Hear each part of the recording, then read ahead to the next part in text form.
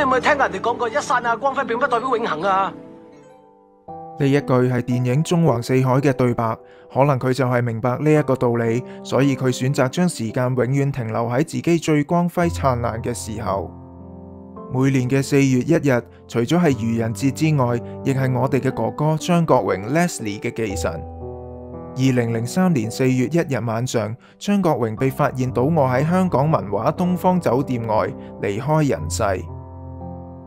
呢10幾年嚟，大家都對哥哥離世嘅原因眾說紛紜，有指哥哥因為抑鬱症而飽受煎熬，亦有人懷疑佢因為入戲太深，無法抽離而導致悲劇，更有傳佢係因為中邪而走上絕路。以下我將會整理各方面嘅資料，重整事發當日嘅時間線，以及分析坊間流傳嘅各種猜測。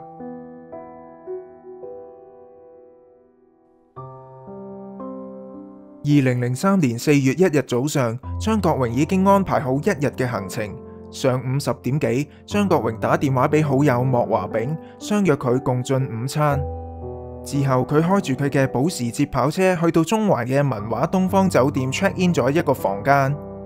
莫華炳係香港著名室內設計及服裝設計師，佢同張國榮已經相識20幾年，佢哋係好好嘅朋友。張國榮嘅寓所亦係由佢一手設計。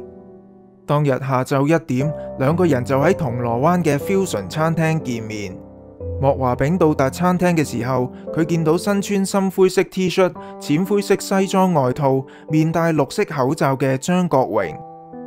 當時香港正值沙士高峰期，佢提醒莫華炳要戴口罩，可見佢好注重健康同埋愛惜生命。張國榮點咗意大利粉，胃口睇起嚟唔錯，亦有同認出佢嘅人打招呼。但係莫華炳睇得出佢嘅不安，因為佢嘅手一直喺度顫抖，更加冇諗過呢一餐就係哥哥嘅最後午餐。佢哋一傾就傾咗3個鐘，張國榮問莫華炳嘅身份證號碼，之後佢先至知道，原來張國榮想喺遺囑裏邊送一份小禮物俾佢。午餐之後，張國榮開車送莫華炳返公司，更加同佢講：你唔使再打電話俾我啦。嗰一間酒店嘅窗原來係打唔開嘅。呢一啲奇怪嘅說話令到莫華炳越諗越擔心，於是佢返到公司之後就即刻打電話俾張國榮嘅大家姐張陸平，希望佢可以聯絡張國榮。張國榮家中有10兄弟姊妹，其中張陸平係長女，而張國榮就係最細嘅弟弟。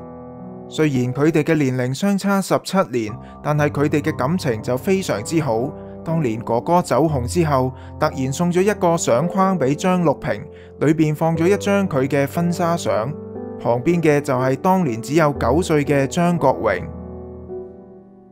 大約晚上6點，張陸平回覆電話俾莫華炳，叫佢唔使擔心，佢已經揾到張國榮，話佢喺中環 Window Shopping。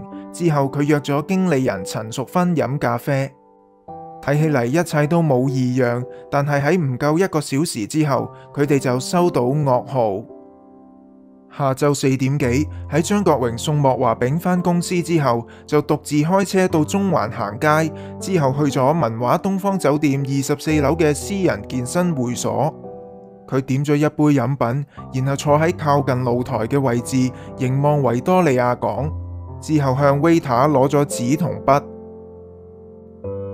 大約下晝5點，張國榮打俾好朋友向太，以下係向太喺2011年接受有線電視星級會客室訪問嘅片段。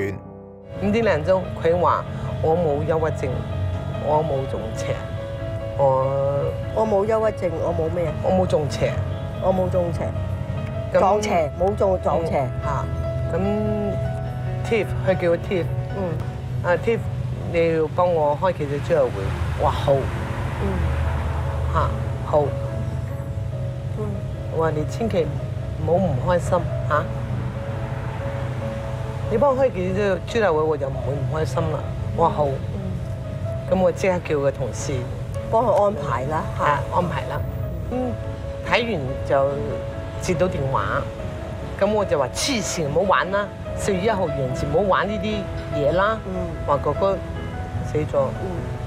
到一個真係相熟嘅記者打嚟嗰陣時，我我個仔完 show 啦，跟住我過緊馬路，我喺馬路中間，嗰個記者話證實咗係真嘅，係電視都報導咗啦。我行唔喐，我喊就行唔喐。如果我仔唔喺度，我真係過唔到個馬路。從張國榮同向太嘅對話中可以得知，張國榮認為自己冇抑鬱症，亦都冇中邪。晚上6點，經理人陳淑芬到達酒店咖啡室，但係唔見張國榮，就打電話俾佢。哥哥同佢講，我想趁呢個機會睇清楚香港。之後叫佢先飲杯茶，佢好快就到。陳淑芬等咗大約40分鐘，佢終於接到哥哥嘅電話。淑芬，你嚟接我啦。於是陳淑芬就走到酒店嘅正門，突然附近傳出一聲巨響，一個身影倒臥喺酒店嘅門外。陳淑芬走近一睇，地上熟悉嘅身影正正就係張國榮。雖然佢嘅身體嚴重受傷，但係樣貌仍然保持完好。陳淑芬即刻除低外套遮住張國榮嘅面容，並且阻擋咗全香港媒體嘅鏡頭，因為佢清楚知道哥哥打電話俾佢就係想佢為自己留低最後一點顏面，又或者係因為哥哥同經理人陳淑芬合作多年嘅默契同信任。哥哥知道陳淑芬一定會保住佢嘅尊嚴，令一生愛靚嘅哥哥喺世人心中繼續保留美麗嘅形象。晚上6點43分，張國榮被緊急送到瑪麗醫院搶救，於晚上7點06分宣告搶救無效，享年46歲，終結咗呢個巨星嘅傳奇一生。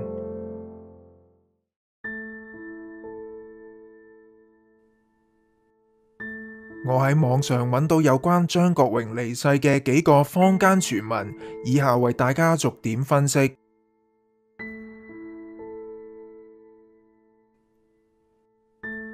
網上流傳一封張國榮嘅絕筆信，傳聞就係佢當時喺酒店嘅私人會所內所寫嘅，內容係 Depression， 多謝各位朋友，多謝麥列菲菲教授，呢1年來好辛苦，不能再忍受。多謝糖糖，多謝家人，多謝肥姐，我一生冇做壞事，為何會這樣？雖然信中嘅內容同張國榮患有抑鬱症嘅傳聞吻合，但係亦有人指出呢一封信係有人冒認張國榮所寫嘅。例如有人發現信中嘅字跡同之前張國榮嘅字跡有所不同。最明顯嘅就係信中嘅謝字變成簡體字。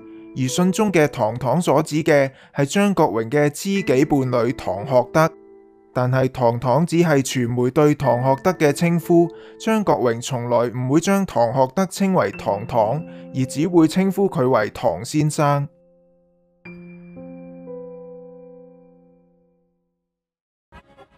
像王菲啊、劉嘉玲啊、唐先生啊，他們一起搓麻將。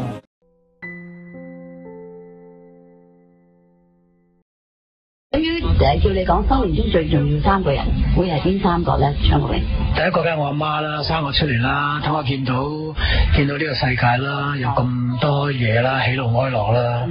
咁我唔會多謝我爸爸，因為我同我爸爸冇咩感情。第二個就要講好朋友咯，唐先生噶咯，一路俾好多 advice 我咯。就算好多人唔知嘅，譬如喺工作上佢都會有好多嘢。因為我有陣時好衝動啊，即係佢會睇嘢佢比較冷靜啲咯。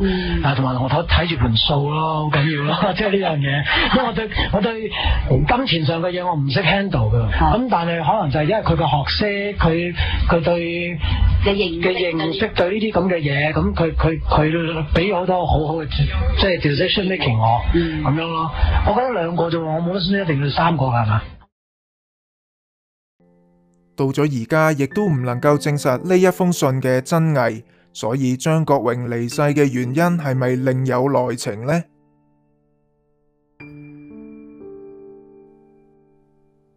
據傳張國榮拍完佢最後一部電影《異度空間》之後，曾經到泰國散心，識咗一個泰國俊男。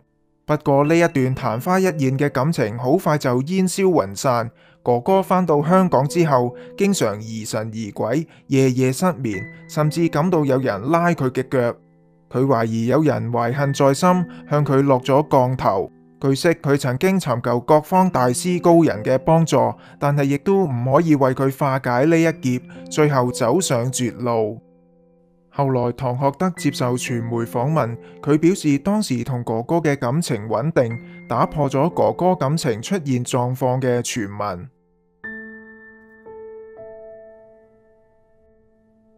張國榮最後一部有份參與嘅電影《異度空間》喺佢離世前1年上映。故事講述飾演張欣嘅林嘉欣經常見到鬼魂幻覺，飾演心理醫生 Jim 嘅張國榮將佢醫好之後，反而發現自己俾鬼纏身。戲中嘅最後一幕同現實中張國榮嘅最後一刻十分相似。而分別係戲中嘅張國榮逃過一劫，而現實中卻係悲劇收場。有人認為一向工作認真嘅張國榮因為過分入戲，未能將角色抽離，最後導致悲劇發生。亦有人認為張國榮喺拍攝當中招惹邪靈，令佢走上不歸路。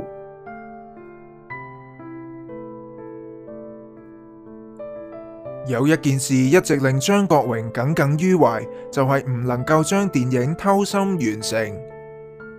一直以嚟，張國榮有一個心願，就係做一個導演。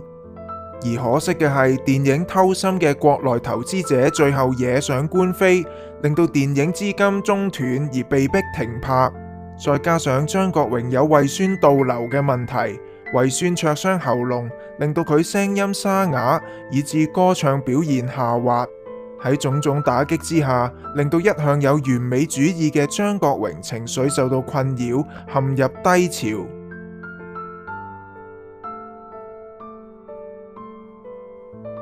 對於張國榮英年早逝，張國榮嘅大家姐張綠萍曾經講過，喺佢20幾歲嘅時候，契媽曾經攞住佢嘅時辰八字去算命，但係算到46歲就停低咗落嚟，並且寫低到此為止，容後再談呢8個字。當時張國榮擔心自己命不過此，張綠萍就安慰佢話：你嘅生命咁豐盛，46歲可能係人生嘅下半場。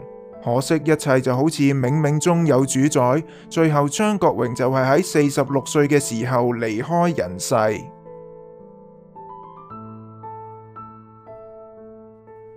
一般人以為抑鬱症只係一種心理疾病，當一個人長期心情唔好就會患上抑鬱症。其實喺醫學上，抑鬱症包含心理同埋生理兩種層面。生理抑鬱症係由於大腦病變，腦內缺少咗某種化學元素而導致心理出現問題。而張綠萍曾經接受訪問表示，張國榮就係屬於後者，亦即係生理抑鬱症。張國榮亦曾經對佢講過：我點會有抑鬱症啊？我又有錢，又有咁多人痛愛我。張國榮有可能係因為大腦病變而令情緒出現問題，而並非因為外來因素而令情緒出現問題。咁樣亦可以解釋點解連佢自己都拒絕接受自己患上抑鬱症。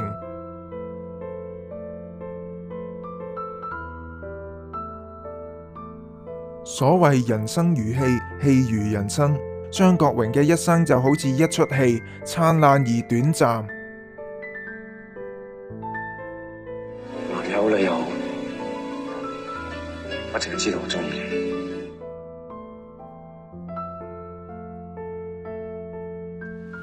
1960年4月16號下晝3點之前1分鐘，你同我喺埋一齊。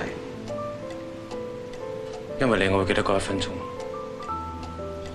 由而家開始，我哋就係1分鐘嘅朋友。呢個係事實嚟嘅，你追唔翻嘅，因為已經過去咗。其實醉生夢死，只不過係佢同我開嘅玩笑。你越係想知道係咪唔記得咗嘅時候，你反而會記得更加清楚。我曾經聽人講過，當你唔可以再擁有嘅時候，你唯一可以做嘅就係令自己唔好忘記。哥哥，我相信大家都唔會忘記你璀璨而華麗嘅一生。